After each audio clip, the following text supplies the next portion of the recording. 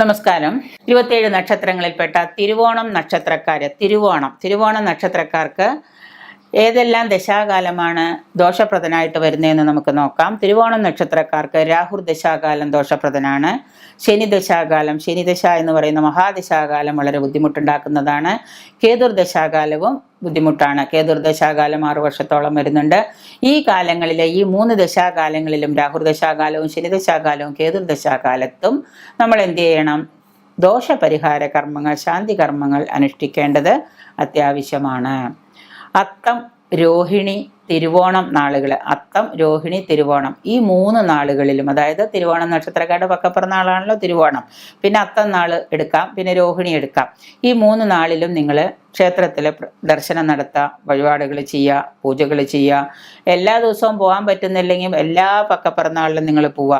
അന്ന് നിങ്ങൾക്ക് പോകാൻ എന്തെങ്കിലും, ഇപ്പോൾ സ്ത്രീകളൊക്കെ ആണെങ്കിൽ ചിലപ്പോൾ പക്കപ്പിറന്നാളിൽ പോകാൻ പറ്റില്ല, അന്ന് ആർത്തവം ഉള്ളതുകൊണ്ട് ചിലപ്പോൾ തടസ്സം വരാം.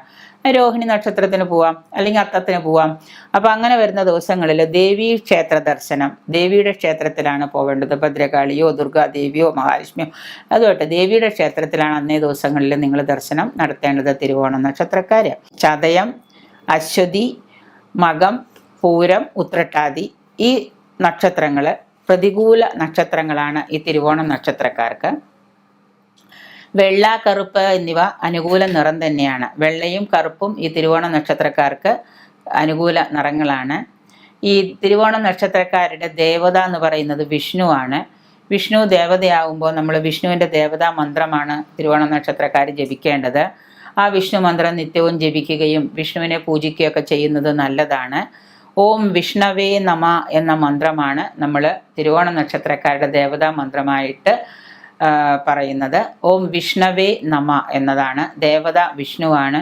അപ്പോൾ എപ്പോൾ വെറുതെ ഇരിക്കുമ്പോഴും വിഷ്ണുവിൻ്റെ ക്ഷേത്രത്തിൽ പോകുന്നത് വളരെ നല്ലതാണ്. ദേവീ ക്ഷേത്ര ദർശനം തിങ്കളാഴ്ച ദിവസം ചെയ്യുന്നത് നല്ലതാണ്. അന്ന് തിരുവോണവും തിങ്കളാഴ്ചയും കൂടിയിട്ടുള്ള ദിവസമാണെങ്കിൽ ദേവീ ക്ഷേത്ര ദർശനം ചെയ്യുന്നത് അതിവിശേഷമാണ്.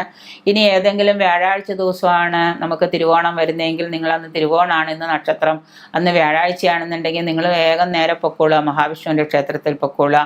എന്നിട്ട് നിങ്ങളുടെ ദേവതയായ ദേവതാമന്ത്രം ഓം വിഷ്ണവേ നമ എന്ന് നിങ്ങളുടെ ഇഷ്ടാനുസരണം നമ്പർ ചാൻറ്റ് ചെയ്തോളുക. എല്ലാ ദിവസവും നിങ്ങൾ ഉറക്കത്തിൽ പോലും ഓം വിഷ്ണവേ നമ, ഓം വിഷ്ണവേ നമ എന്ന് ചാൻറ്റ് ചെയ്യാൻ മറക്കണ്ട. നിങ്ങൾക്ക് അത്രേ ഗുണമുണ്ടാവും. 7 ശനിയുടെ ദോഷങ്ങളൊക്കെ അനുഭവിക്കുന്നവർക്ക് ഈ ദേവതാ മന്ത്രങ്ങൾ ഒരുപാട് ഗുണം ചെയ്യും.